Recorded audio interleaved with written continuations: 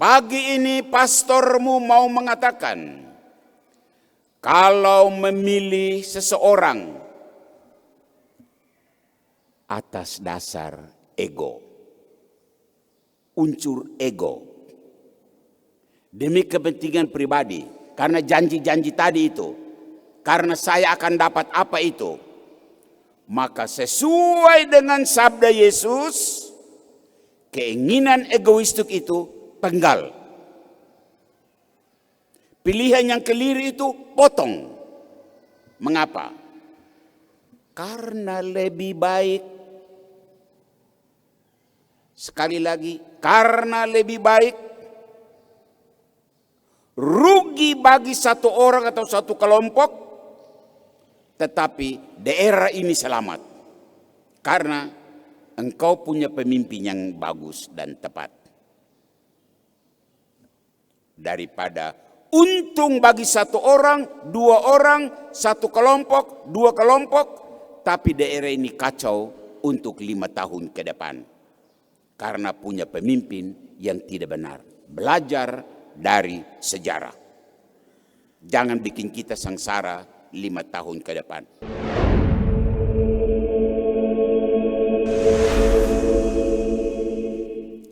Yesus bersabda dalam Injil yang baru saja kita dengar, Injil Markus, jika tanganmu menyesatkan engkau, potong dia. Jika kakimu menyesatkan engkau,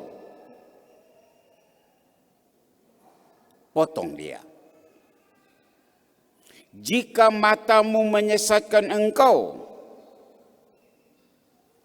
cungkilah. Kenapa? Yesus bilang, lebih baik bertangan satu engkau masuk surga. Lebih baik berjalan timpang engkau masuk surga.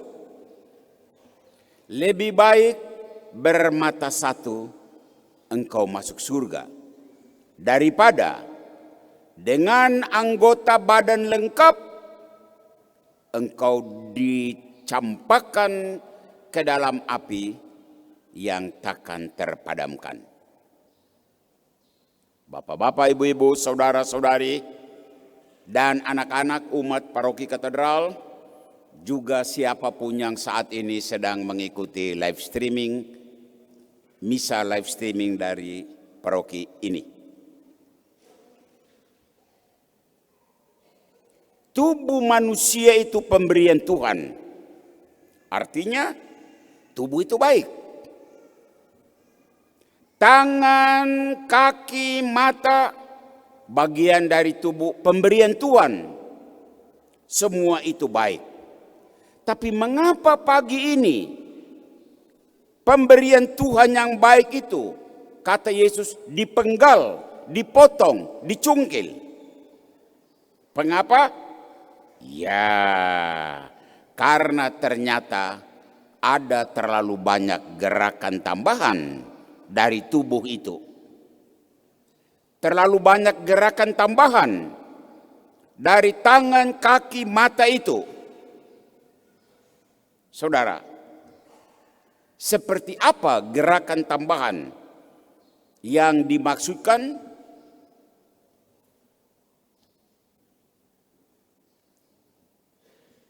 Salah satu gerakan tambahan itu terlihat di bangsa dan negara ini, ada di daerah ini, khususnya memasuki perhelatan akbar, pilkada,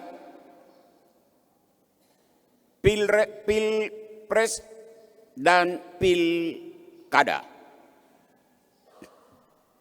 Gerakan tambahan itu apa? Karena faktor ekonomi, karena orang butuh duit, maka orang menentukan keberpihakan kepada pemimpin tertentu bukan atas dasar kemampuan leadership bukan atas dasar kematangan manajerial pemerintah, bukan atas dasar kualitas intelektual, bukan atas dasar keterampilan mengelola pemerintahan, bukan atas dasar perilaku terpuji, tetapi karena atas dasar saya dapat apa dan berapa, saya dijanjikan apa dan berapa, saya dibayar apa dan berapa. Akibatnya orang tersesat. Dalam bacaan kedua, Rasul Yakobus sudah mengingatkan akan bahaya kesesatan akibat kekayaan, akibat duit yang membuat orang sampai tersesat. Kekayaan itu baik, itu diciptakan Tuhan. Di satu sisi sangat berguna, sangat membantu, tapi di sisi lain bisa menghancurkan. Nah, kekayaan yang menghancurkan inilah dalam bacaan Injil dikatakan harus dipenggal agar manusia tidak tersesat. Untuk itu kita membutuhkan figur nabi, dan itu kita dengar dalam bacaan yang pertama. Musa memiliki roh Tuhan, dan roh Musa itu ditularkan Tuhan kepada 70 tua-tua Israel, sehingga lahirlah banyak nabi yang membawa pesan keselamatan. Itu kira-kira 3 bacaan yang kita dengar di hari Minggu ini. Untuk kita yang penting ini apa pesan?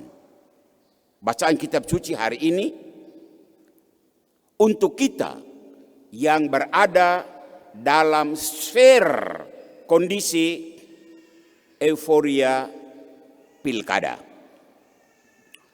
Ada 2 pesan yang pastor ingin sampaikan. Yang pertama, jadilah nabi untuk dirimu, untuk keluargamu, untuk orang-orang terdekatmu, untuk orang-orang sesukumu.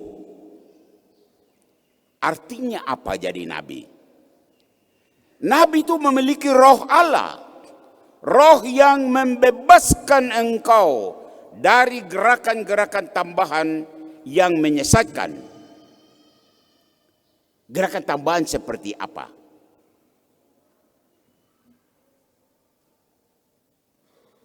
Memilih orang. Jangan hanya karena dia itu suku kita, dia itu dari gereja kita, dia itu dari agama kita.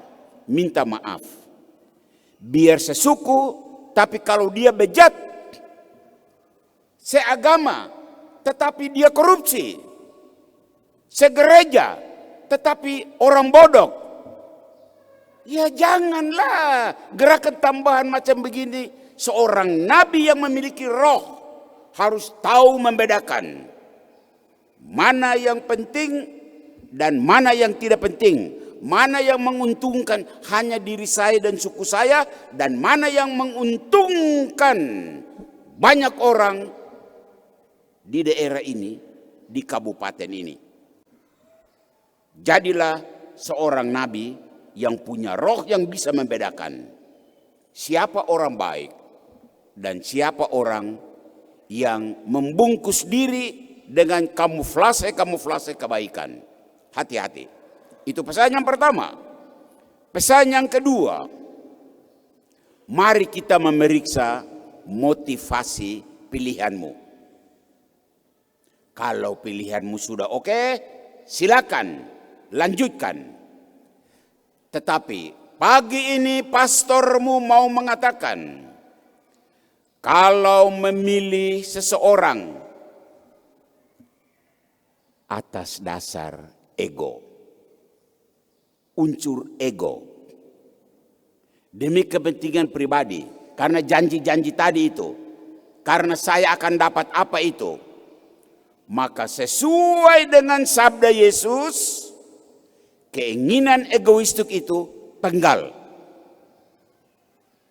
Pilihan yang keliru itu potong. Mengapa? Karena lebih baik. Sekali lagi, karena lebih baik.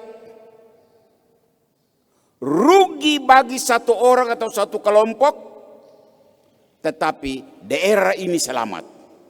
Karena engkau punya pemimpin yang bagus dan tepat. Daripada untung bagi satu orang, dua orang, satu kelompok, dua kelompok, tapi daerah ini kacau untuk 5 tahun ke depan. Karena punya pemimpin yang tidak benar. Belajar dari sejarah. Jangan bikin kita sengsara 5 tahun ke depan. Tuhan memberkatimu, Tuhan memberkati kita, Tuhan memberkati daerah ini. Amin.